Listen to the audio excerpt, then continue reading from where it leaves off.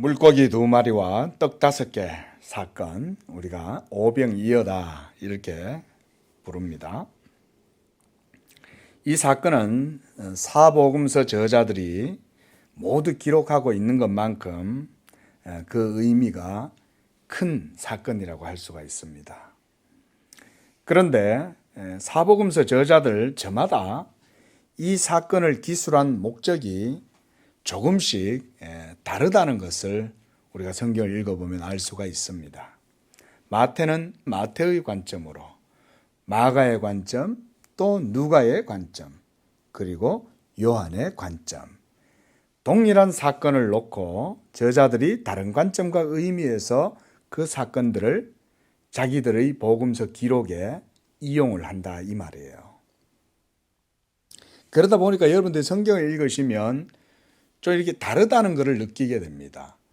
오병이어기는 한데 여기에서는 왜 예수님이 직접 먹을 것을 주라고 얘기하시고 또 오늘처럼 요한복음에서는 또 예수님이 직접 나눠주신다 또 이런 식으로 말씀하느냐, 이런 것에서 때때로 어떤 사람들은 이것은 다 성경이 잘못돼 가지고 편집되고 없는 사건들이 이렇게 해서 그렇게 잘못된 것이다 이런 식으로 생각을 하는데 그렇지 않습니다.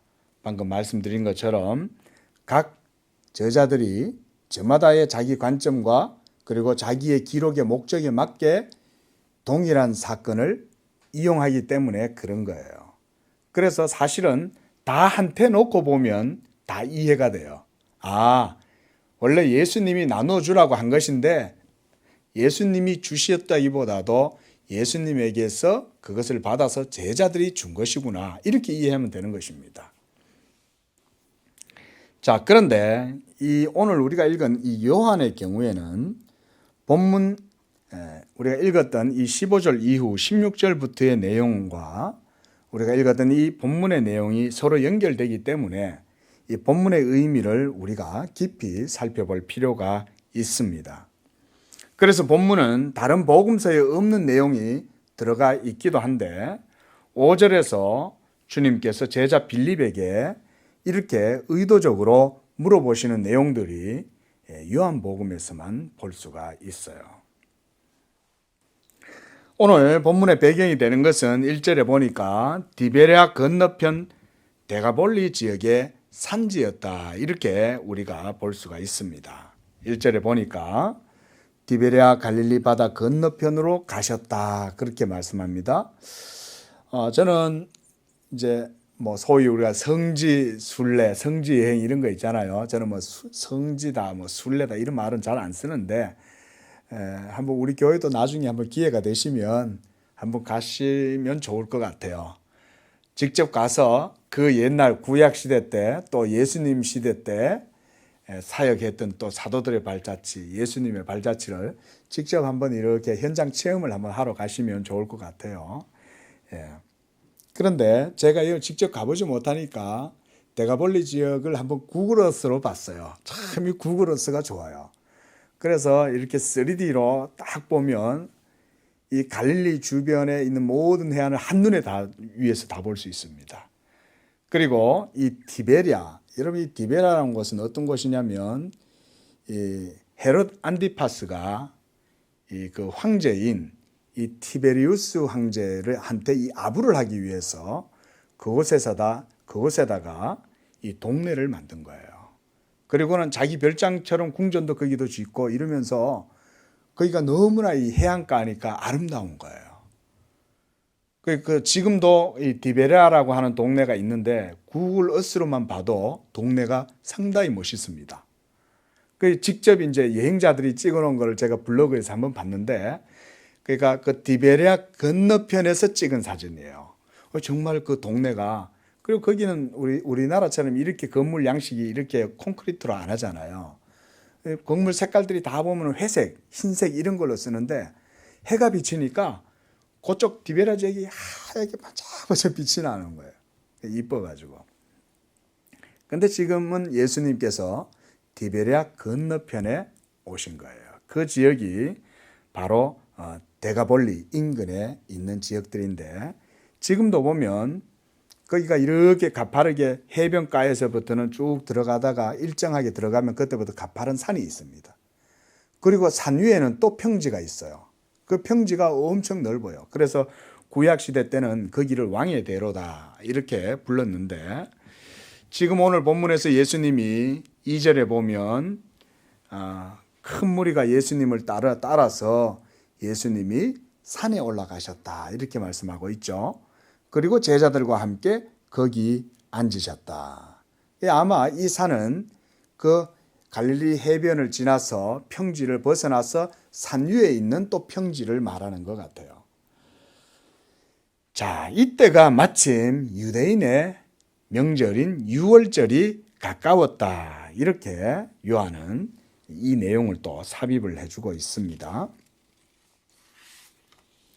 자, 그런데 5절에서 주님께서 제자들에게 갑자기 이런 질문을 해요. 우리가 어디서 이 떡을 사서 이 많은 사람들에게 먹게 하겠느냐.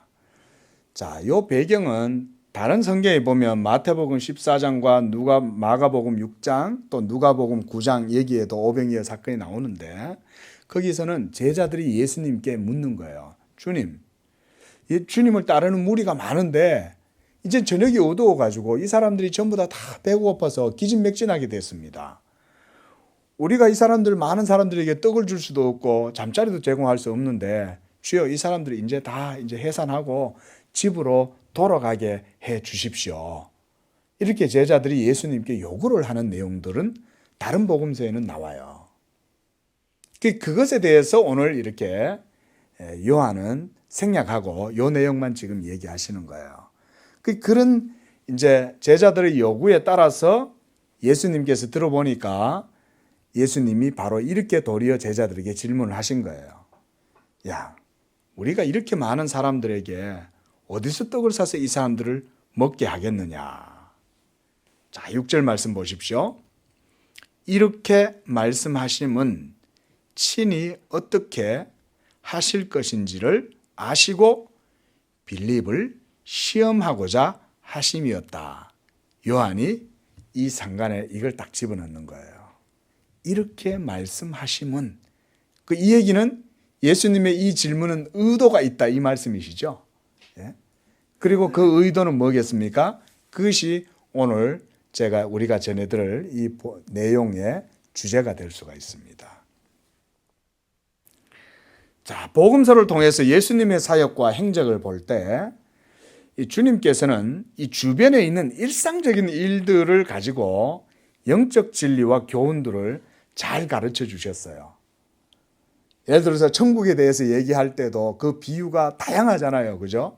어떨 때는 밀가루 반죽 속에 있는 누룩을 비유해서 천국을 설명하기도 하시고, 어떤 때는 포도원 비유를 통해 가지고 천국을 설명하기도 하시고, 천국에 대한 비유는 또 밭에 감추인 보화, 또는 겨자씨, 이렇게 다양하게 예수님께서는 비유를 통해서 천국을 설명하시죠. 오늘 본문도 마찬가지입니다. 늘 예수님을 따르는 많은 무리들이 있었는데 오늘도 주님께서 무리들이 따라오는 것을 보시고 제자들이 이 무리들이 먹을 게 없다고 얘기하시자 바로 그것을 가지고 바로 주님이 교훈을 주시는 거예요. 그러면서 먹을 음식을 가지고 먼저 제자들에게 시험을 하시는 거예요. 자, 여러분 여기서 시험한다 이 말은요, 어떤 의미가 있냐면 트릭을 쓴다든지 또는 트랩을 놓는다든지 또는 트집을 잡아서 그런 어떤 책망을 할 빌미를 만든다 이런 의미가 아니에요. 그게 아니라 빌립과 제자들이 이 평범해 보이는 이런 일상적인 일들, 먹고 마시고 살아가는 이런 일들이죠. 이런 것들 이면에 있는 영적인 교훈을 일깨워 주실 의향을 갖고 이렇게 테스트를 하신다 그러는 거예요. 말하자면 여기서 우리가 시험이다 그러면 우리가 말하자면 퀴즈다 이렇게 보시면 될 것 같아요. 그래서 이 퀴즈를 통해서 제자들의 둔탁한 마음과 연약한 믿음을 이것을 통해서 깨뜨리고 교훈을 주시려고 이렇게 말씀하시면 그러시는 거예요. 이렇게 말씀하시면 바로 그것이 이 목적입니다. 주님께서 제자들에게 무슨 교훈을 주시려고 하셨을까요? 그것은 요한복음의 시종일관한 주제에 있습니다. 그것은 바로 예수가 하나님의 아들이요 하나님 자신이다. 이거에 대한 교훈을 주시려는 거예요. 우리가 요한복음 1장에서부터 지금까지 계속 봤듯이 요한은 계속해서 예수가 바로 하나님이시다라고 하는 것을 증거하고 있죠. 그는 태초부터 계신 말씀이었고 그 말씀이 성취하셨고 그래서 가나 혼인잔치에서 물을 포도주로 바꾸셨고 온갖 모든 기적들을 행하시고 문둥병자도 고치시고 38년 된 병자도 고치셨다. 그래 이제 오늘 우리가 읽은 이 6장의 시작이 바로 그거예요. 보면 많은 사람들이 예수님을 따라왔는데 2절에 보니까 큰 무리가 따른 것은 예수님이 병자들에게 행하신 표적을 보았기 때문이다. 이렇게 요한은 글을 기록하고 있는 거예요. 그러니까 지금 요한이 이 6장의 내용을 기술하고 있는 목적은 뭐냐면 표적을 보여주려는 게 아닌 거죠. 표적의 이면에 있는 진정한 능력의 주체 누구겠어요? 바로 예수님이죠. 그런데 사람들은 뭘 본다는 것입니까? 표적을 본다고 지금 얘기하고 있는 거예요. 그래서 이 시험을 통해서 주님은 오병이어 사건을 통해 영적 진리를 제자들에게 보여주시려고 그러는 거예요. 자, 그러기 위해서 먼저 주님이 퀴즈를 주시는 거예요. 그래서 그것을 통해서 제자들의 마음의 불신과 미련함과 연약함을 환기시켜 주시는 거예요. 그리고 그것을 깨우치실 필요가 있었던 것입니다. 그래서 주님은 그들에게 이 문제를 깊이 생각해 볼 수 있도록 해 주신 거예요. 자, 그때 이제 빌립이 대답을 합니다. 7절에. 자, 빌립의 대답을 한번 보십시오. 각 사람으로 조금씩 받게 할지라도 200데나리온의 떡이 부족하리이다. 이제 빌립이 예수님의 이 퀴즈에 대해서 대답을 합니다. 자, 각 사람이 최소한의 양을 받아도 200데나리온이라고 하는 큰 돈으로도 부족할 것 같습니다. 이 말이에요. 200데나리온을 제가 그래서 한번 계산을 해봤습니다. 계산을 해보니까 오늘날 우리가 일반적으로 받는, 많이 받는 것도 아니고 아주 적게도 아니고 조금 더 받는 한 중간 정도 일당으로 치니까요. 이 예수님을 따르는 이 무리들이 다 먹을 수 있는 양은 1인당 오늘날 우리 돈으로 하면 한 5,000원 정도 될 것 같아요.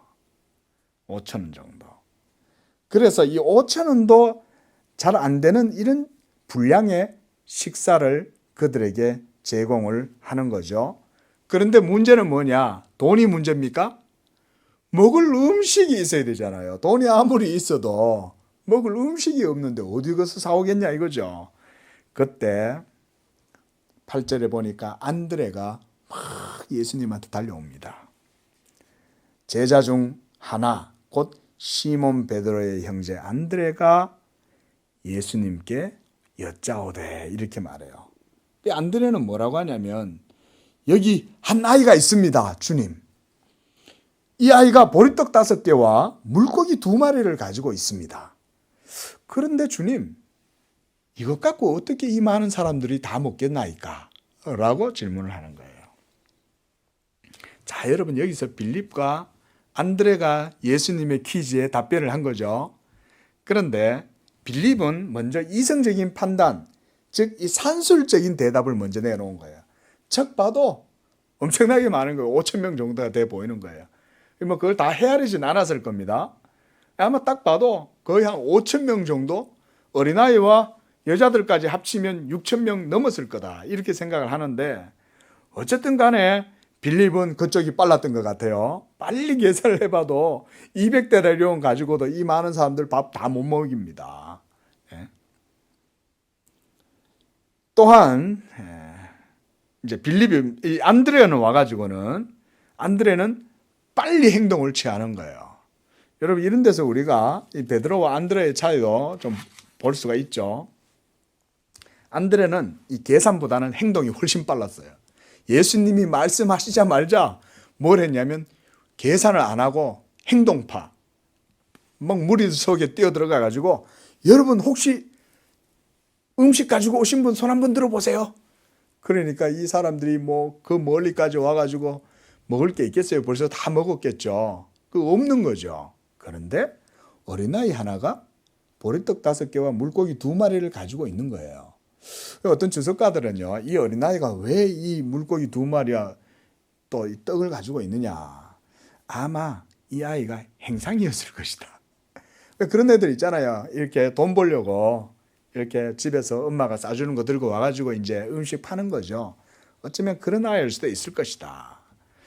뭐 어쨌건 간에 중요한 건 지금 이제 안드레가 가지고 온 건 물고기 2마리 떡 5개인 거예요. 자, 여러분 믿음은 사실은 생각도 아니고 행동도 아닙니다. 여러분 믿음은 예수 그리스도를 믿는 거예요. 내가 믿고 생각하고 내가 믿고 판단하고 행동하는 것, 그거보다 더 중요한 건 믿음의 본질은 하나님의 말씀, 예수 그리스도에 대한 믿음입니다. 그래서 기적의 주체는 여러분들의 믿음이 아니고 믿음의 대상이신 예수 그리스도께로부터 온다는 거예요. 여러분 이거 중요한 사실입니다. 많은 사람들이 내가 믿어서 되는 줄로 생각을 하는 거예요. 물론 하나님은 여러분들에게 믿음을 주셔요. 그렇게 해서 그 믿음으로 하나님의 복과 하나님의 은혜와 능력을 경험하게 하셔요. 그러나 믿음 자체가 본질이 아니라는 거예요. 믿음의 본질은 어디 있습니까? 예수 그리스도께로부터 나오는 것입니다. 그러나 사람들은 표적의 외형만 보지 그 이면의 실체를 보지 않아요. 오늘 예수님을 따라온 이 큰 무리들이 있는데 그들이 예수님을 따라오게 된 이유가 이전에 예루살렘에서 병자를 고치시는 예수님의 큰 기적을 보았기 때문에 그렇다라고 말하는 거예요. 어떻습니까? 여러분 오늘 현대도 마찬가지 아닙니까? 우리는 여전히 인간의 실존적인 한계 속에서 살아가잖아요. 예? 항상 병이 찾아오고 밥 한 끼 못 먹으면 삶을 못 살잖아요. 한 끼만 먹어도 하늘이 노래져서 기절할 판인데 인간이 뭐 그렇게 떵떵거리고 살 수 있겠어요. 여러분 인간 그랬다 하지만 아무것도 아닌 거예요. 근데 그걸 전부 다 어디서 그렇게 먹여요? 여러분 여기 양재 농협 마트 하나로마트 가니까 전국에서 올라온 모든 곡식과 수산물과 토산물들이 그냥 막 가득해요. 제가 그거 볼 때마다 무슨 생각하는지 아세요? 사람들이 열심히 아니라 하나님이 저걸 다 해주시는 거예요, 여러분. 그렇잖아요. 바다에 나가가지고 저번에 한번 TV를 보니까 극한 직업이라고 해가지고요. 바다에 나가서 이 참치라든가 이런 걸 잡으러 가는 거예요. 원양어선이. 그 집을 떠나가지고 몇 달 동안 바다에서 살면서 참치를 잡는데 그게 보니까요 보통 일이 아닌 거예요. 어망을 치면 그새 다 빠져나가 버리면 못 잡고 막 그러는데요. 여러분 우리가 먹는 그 많은 고기들 생선들을 누가 잡겠어요? 어부들이 잡지만 그건 누가 주는 거예요? 하나님이 주시는 거 아니에요.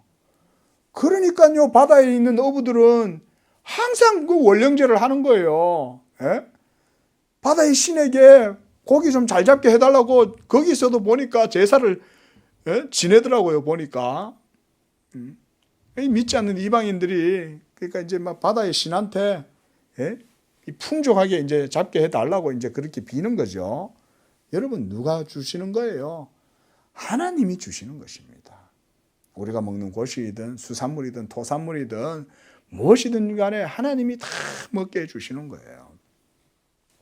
그런데 우리 사람들은 자신의 이성과 경험을 뛰어넘어 초월적 능력을 행하는 사람을 보게 된다면 그 사람을 통해서 대부분 딱 뭘부터 하냐면 경제적인 이익을 보려고 생각해요. 그렇지 않습니까? 여러분들도 예를 들어서 어떤 기적을 행하는 사람이 실제로 나타났다고 우리가 실험적 가정을 한번 해보자 이거죠. 그런 사람이 나타나면 당장 우리 사람들은 뭘 바라겠어요?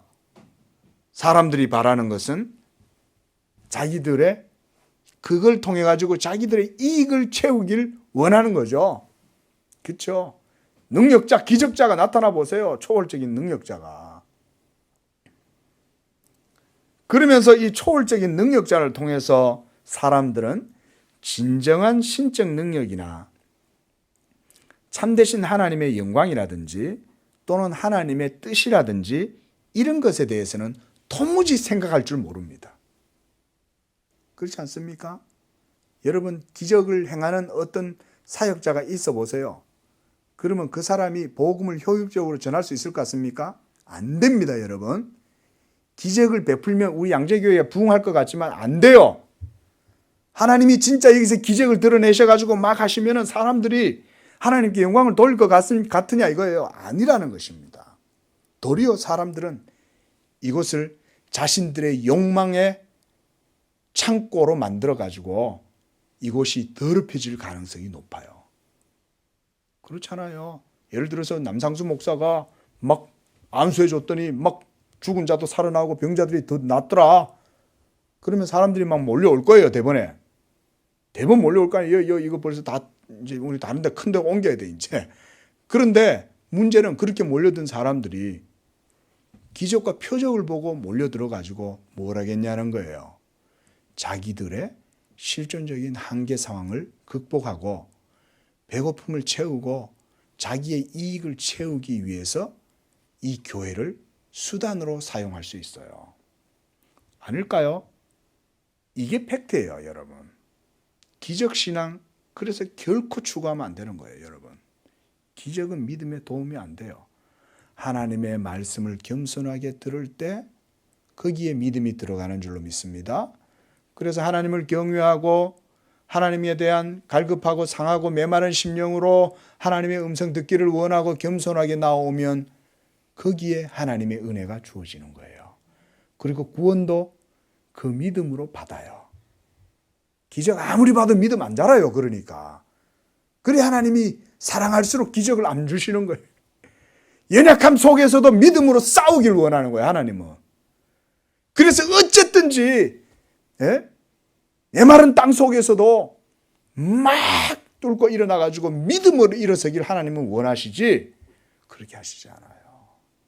물론 하나님은요, 믿음으로 터치고 일어나도록 하시기 위해서 때때로 능력을 쓰시기도 하시지만 심지어 하나님은 보이지 않게 은밀하게 역사하십니다. 그래서 여러분 때때로 비상한 역사, 엑스트라오디너리한 그런 역사들은 여러분 사람의 눈에 보이지 않습니다.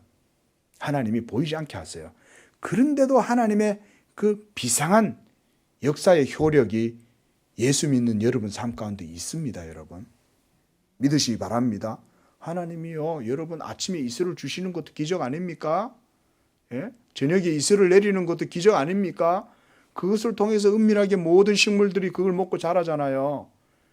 하물며 하나님의 백성들인 성도들의 영혼도 주님이 그와 같이 은혜를 안 주시겠냐고요. 은혜 주십니다, 여러분. 그러나 이렇게 외적인 표적을 통해서는 하나님이 더 이상 역사하시지 않아요. 예. 자, 그러므로 이러한 표적과 외적인 것들을 바라보면서 주님을 따르는 것은 결코 건강한 신앙이 될 수 없기 때문에 주님은 바로 그들의 믿음을 이렇게 환기시켜 주는 거예요. 그 보니까 14절 말씀 한번 보십시오. 그 사람들이 예수께서 행하신 이 표적을 보고 말하되 이는 참으로 세상에 오실 그 선지자라. 표적을 보고 그 선지자라 그랬다는 거예요. 그런데 예수님은 우리가 이때까지 자신에 대한 증거를 어디에서 찾았어요? 하나님 아버지의 증거, 그 다음에 모세의 율법과 선지자들의 가르침을 통해서 자신을 증거하셨죠. 그죠? 그러니까 예수가 누구인가에 대한 확실한 증거가 벌써 있음에도 사람들은 그것을 통해서 예수님을 인식하지 못했다는 결론을 얻을 수 있어요. 심지어 예수님은 많은 능력을 행하셨잖아요. 그런데 그런 능력조차도 예수님이 충동적으로 아무렇게나 우연하게 막 하신 게 아니었죠. 철저하게 하나님의 율법과 선지자들의 가르침과 교훈을 따라서 예수님이 기적과 능력을 행하심으로 모세의 율법과 선지자들의 말씀을 친히 이루려 하심이었더라. 이렇게 말씀했잖아요. 그러니까 여러분, 예수님도 자기의 기적조차도 예수님을 증거하는 거예요. 그 기적도 충동적으로나 우연적으로 발생한 게 아니었습니다. 예수님이 기적을 행하실 때는 철저히 하나님의 기록된 말씀을 따라서 행하신 거예요. 그러니까 여기를 오늘 예수님을 이렇게 따라다니면서 그 표적을 보고 그가 선지자라는 사실을 알았다는 사람들은, 대부분의 사람들은 바른 믿음의 사람들이 아니었던 거예요. 표적을 보고 외적인 능력이나 초월적인 능력을 보고서야 예수에 대한 믿음을 가졌다고 그러는데, 이들이 왜 이는 참 선지자라 그랬겠어요? 배가 불러서 그런 거예요. 예수님은 먹을 걸 주더라는 거예요. 예수님한테 가면 좋은 일이 생기더라는 거예요. 여러분, 그런 신앙 추구하면 신앙 안 자랍니다. 평생 예수님한테 먹을 것만 구하면서 따라다니는 거예요. 그 먹을 것을 주시는 능력이 하나님이 어떤 분이고 그분에 대해서 관심이 없어요. 그리고 그 하나님의 말씀이 무엇인지 관심이 없고, 하나님의 나라와 의가 무엇인지 영적인 생각을 못해. 예수님을 일평생 믿는다고 해도 이게 여러분 은사주의, 기적주의의 폐해예요. 우리는 철저히 주님의 말씀을 따라 예수 믿음을 추구하시기를 바랍니다. 그럴 때 성도들이요, 보이지 아니하시는 하나님을 영적으로 아는 거예요. 하나님은 그런 분이구나. 보이지 아니하시지만 영이신 하나님이 우리에게 생명의 법을 주셨구나. 그 율법은 바로 우리에게 주신 선한 계명이었구나.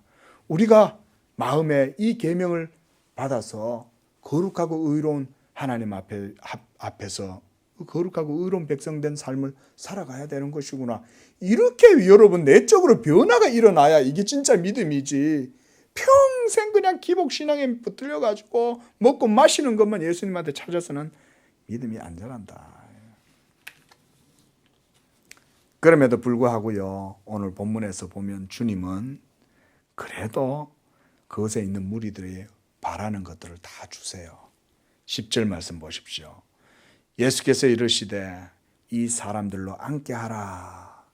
자, 제자들은 지금 예수님한테 뭐라고 요구를 했습니까?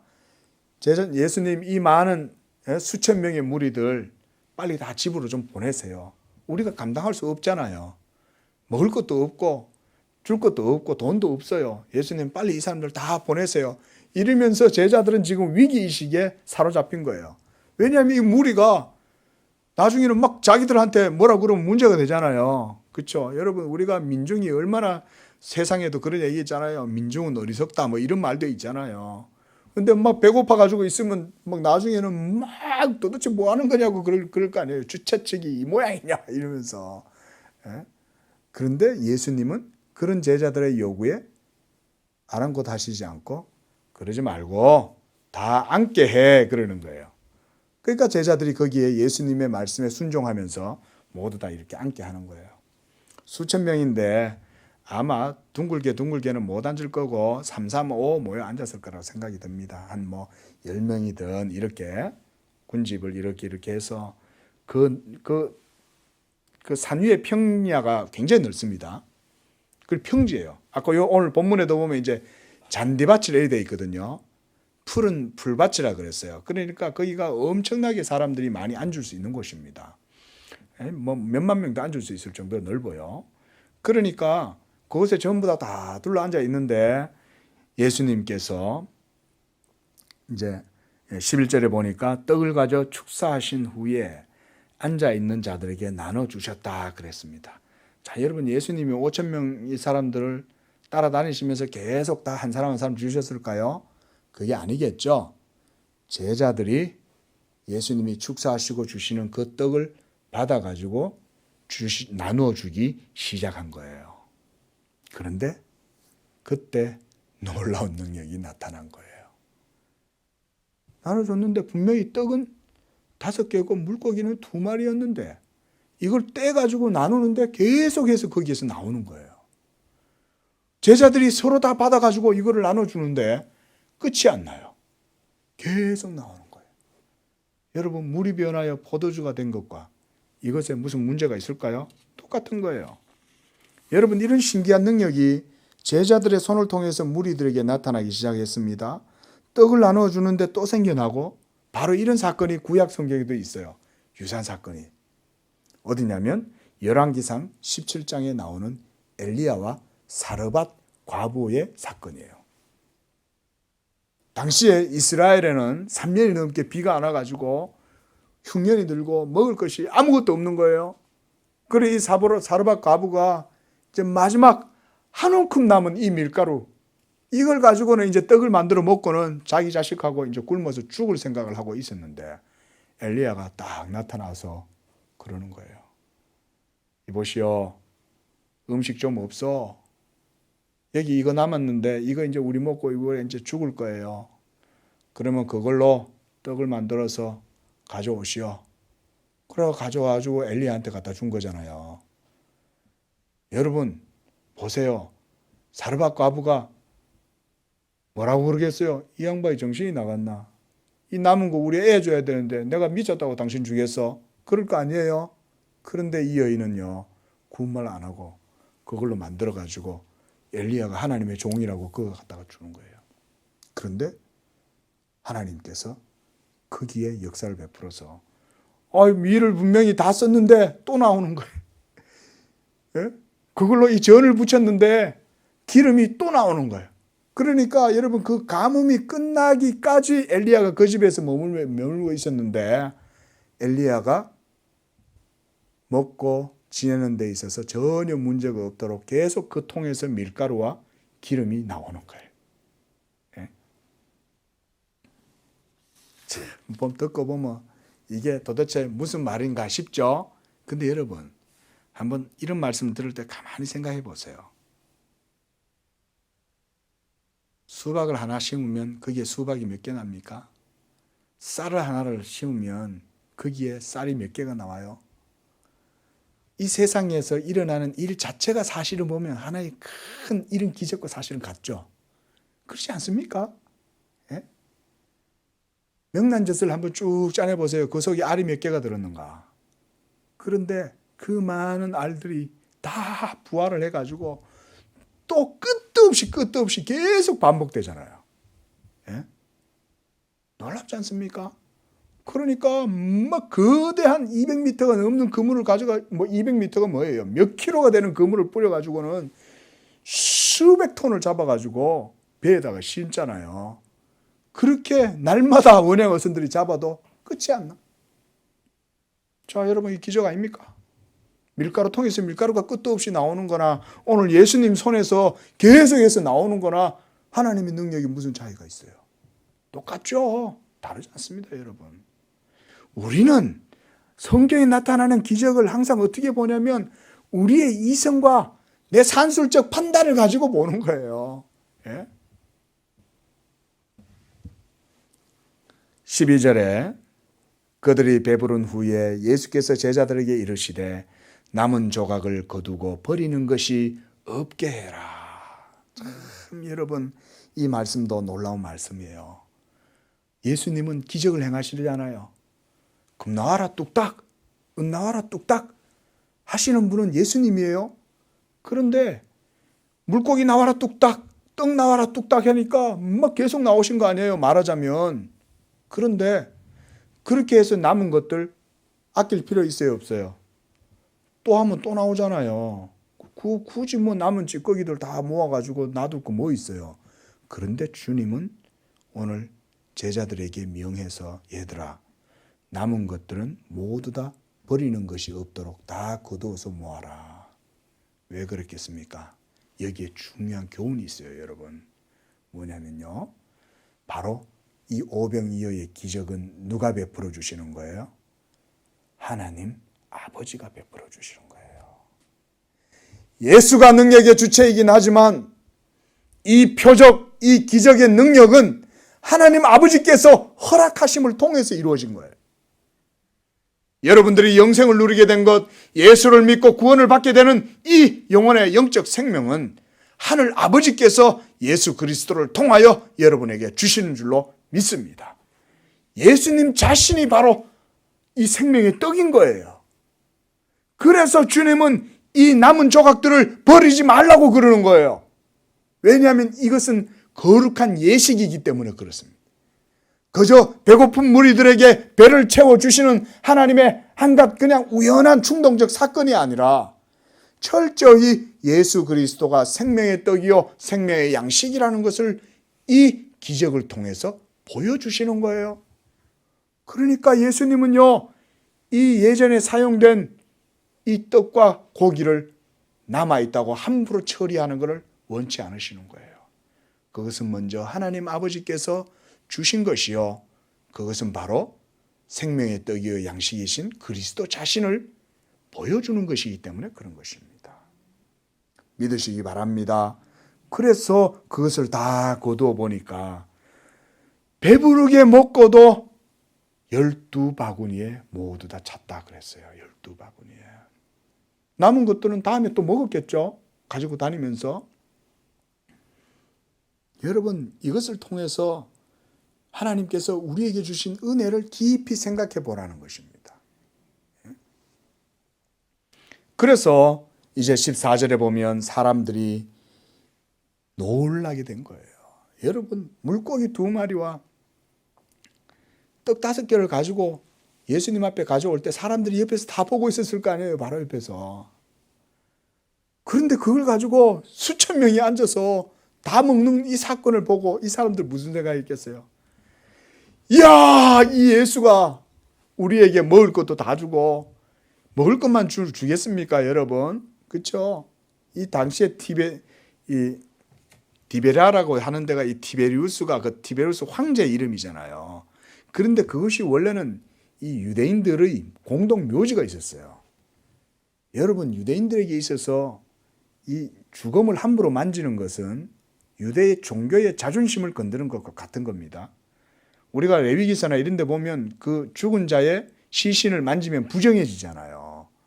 그렇기 때문에 철저하게 그건 보존되는 거예요. 그런데 그것을 싹 밀어버리고 거기에다 마을을 건설해요. 그리고 그 공동묘지인 곳에 마을을 세우면 그것은 유대의 율법 정신을 정면으로 부딪히는 거예요. 그러니까 여러분, 이스라엘 백성들이 이 디베랴라고 하는 이 동네에 이게 세워진 것이 이스라엘 백성들에게는 엄청난 자존심의 타격을 받는 거예요. 얼마나 여러분 그 로마의 압제를 받으면서 자존심이 상했겠어요. 민족 종교의 이 감정이 다 뭉그러뜨려졌잖아요.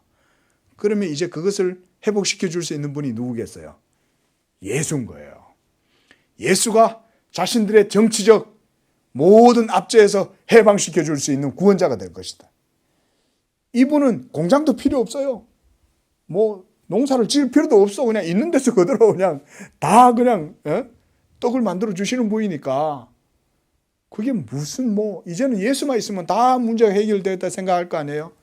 그런데 그들의 모든 포커스는 어디에 맞춰져 있어요? 영적인 것이 아니라 육적인 것에 맞춰져 있는 거예요. 이걸 예수님이 경계하시는 거예요. 그래서 오늘 본문에도 보면 예수님께서 15절에 이렇게 말씀하죠.